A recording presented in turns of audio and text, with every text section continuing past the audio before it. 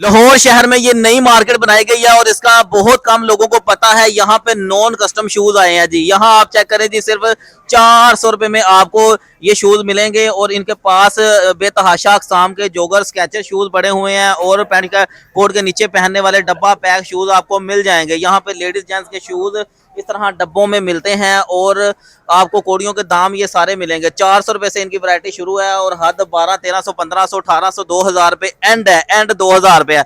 अस्सलाम वालेकुम।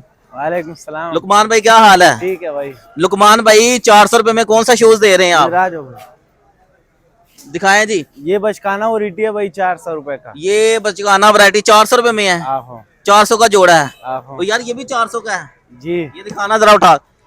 ये देखें जी, ये भी 400 रुपए का व्यूअर्स आपको मिल जाएगा। जो मर्जी बच्चा आप खुश कर सकते हैं सिर्फ 400 रुपए में। अच्छा, बड़े का स्केचर शूज कितने का है? बड़े का बस 1500 से लेकर 1200। अच्छा, 1500, 1800, 2000 तक है भाई। वाह क्या बात है। ये देखें जी 1200 रुपए में व्यूअर्स आपको ये 1250 रुपए में ये मिलने वाला है। ओरिजिनल स्केचर होंगे। अच्छा, अपना फोन नंबर तो बताना। 0300 पूरा 96 16 348। ठीक है, ये सारी मार्केट आप व्यूअर्स विजिट करें, सबसे कम रेट इन्हीं का है।